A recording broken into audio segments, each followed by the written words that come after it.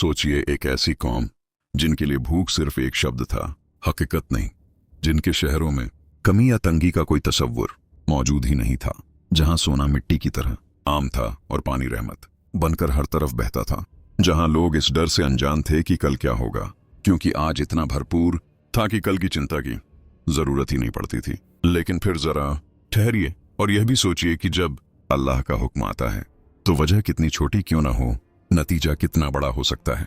सिर्फ एक छोटा सा चूहा और मारीब का अजीम बांध अपनी ही लिखी हुई तकदीर से जा मिला। न कोई फौज आई, न कोई झलझला आया, न आसमान से आग बरसी, बस अल्लाह का एक फैसला, एक रात, और दुनिया की सबसे अमीर सल्तनत मिट्टी के नीचे दफन हो गई। यह कोई आम कहानी नहीं, यह वह वाकया है जिसका जिक्र खुद अल्लाह ने कुरान में किया है। यह है कौमे सबा, जन्नत से जहन्नुम तक का सफर, और यकीन मानिए जो आगे आने वाला है वह दिल और दिमाग दोनों को हिला देगा।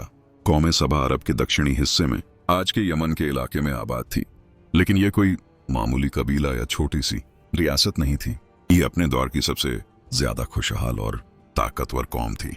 उनकी जमीन बेहद उपजाऊ थी, हवा नरम और खुशनुमा रहती थी, और बारिश न ज्यादा होती थी न कम, बल्कि बिल्कुल सही वक्त और सही मिकदार में होती थी।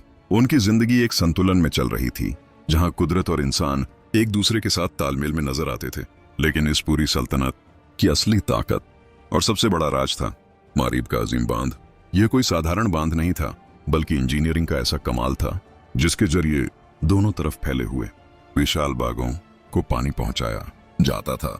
इन बागों में फल इतनी कसरत से उगते थे कि मुसाफिर जब वहां से गुजरते तो उन्हें भूख का एहसास तक नहीं होता। रास्ते खुद खाने से भरे रहते थे और सफर भी किसी नेमत से कम नहीं लगता था। कुरान इस मंजर को खुद बयान करता है और बताता है कि सबा के रहने वालों के लिए उनके ही इलाके में एक बड़ी निशानी थी। दाएं तरफ बाग, बाएं तरफ बाग, और फिर अल्लाह का यह हुक्म कि अपने रब का दिया हुआ रिज़्क खाओ और उसका शुक्र अदा करो। यह सिर्फ दौलत का मामला नहीं था, बल्कि यह अल्लाह की रहमत का पूरा निजाम था।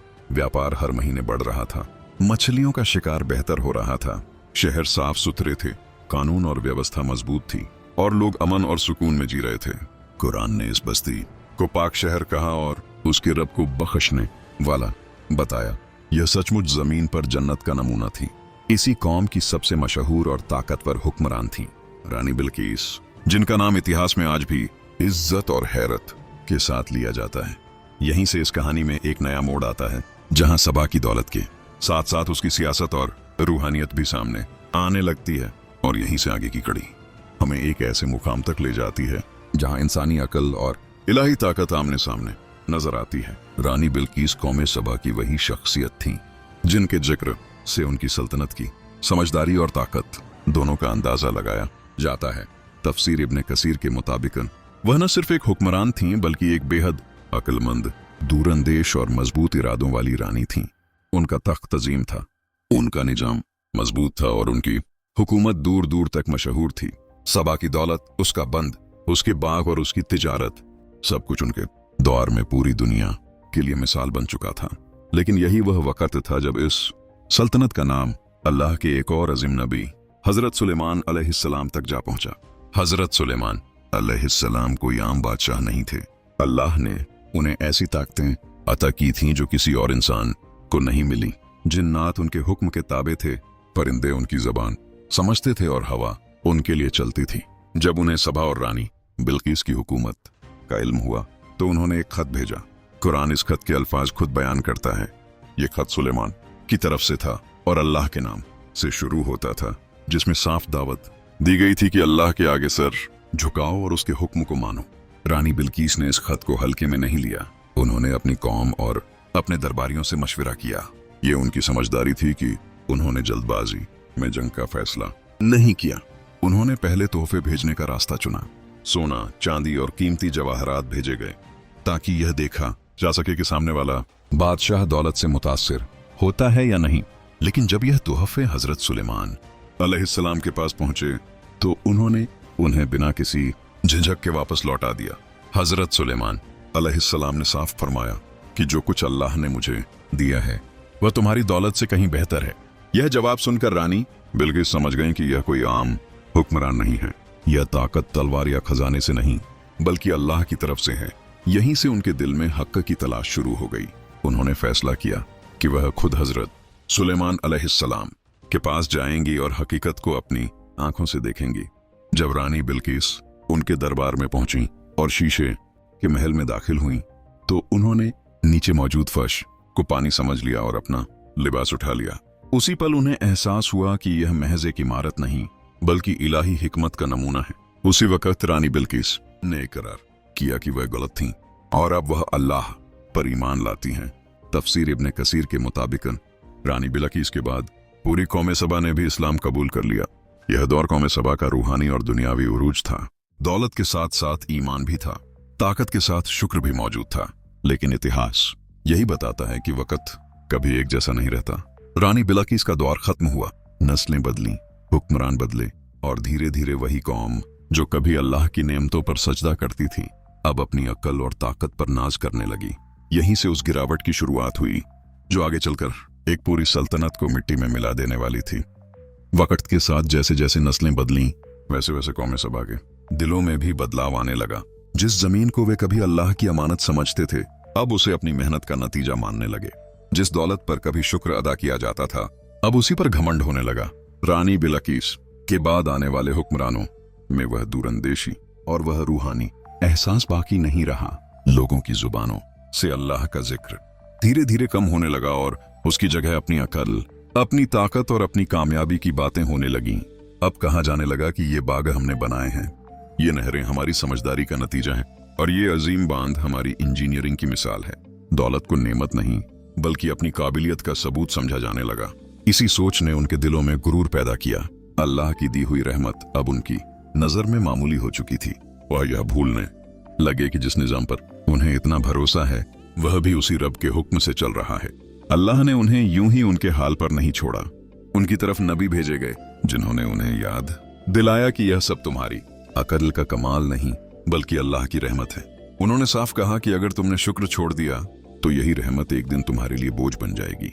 लेकिन कौम सबा के लोग इन बातों पर हंस देते थे। उनके लिए ये नसीहतें पुराने जमाने की बातें बन चुकी थीं। वे जवाब देते थे कि देखो हमारा मारीब का बांध पहाड़ों की तरह मजबूत खड़ा है, क्या तुम्हारा रब इसे भी गिरा सकता है? उनके लहजे में यकीन नहीं बल्कि तंज और घमंड झलकता था। नबी फिर समझाते कि जब अल्लाह की पकड़ आती है तो वजह बड़ी नहीं होती, सिर्फ उसका हुक्म काफी होता है। लेकिन ये बातें उनके दिलों तक पहुंचने के बजाय दीवारों से टकराकर लौट जाती थीं। कौम के चेहरों पर अब सिर्फ आत्मविश्वास नहीं बल्कि अंधा घमंड साफ नजर आने लगा था। वे कहते थे कि अगर कोई अज़ाब आना होता तो अब तक आ चुका होता। हमारी सल्तनत महफूज है, हमारा बंद लाजवाब है और हमें कोई तबाह नहीं कर सकता। साल दर साल गुजरते गए, नबियों की आवाजें उठती रहीं मगर दिल और ज्यादा सख्त होते चले गए। रहमत के कहर बनने से पहले संभल जाने की चेतावनी दी जाती रही लेकिन उन्होंने उसे नजरअंदाज कर दिया। धीरे धीरे उनकी सोच यहाँ तक पहुंच गई कि जो उन्हें समझा रहा है वही उन्हें कमतर लगने लगा। वे कहते थे कि यह हमारी बराबरी करने चला है, इसकी औकात ही क्या है। नबियों की पुकार जारी रही कि बंद से नहीं अल्लाह से डरो, लेकिन जवाब मिलता कि हमें अजाब से डराना बंद करो, हम अपनी दौलत और ताकत से हर मुसीबत को रोक लेंगे।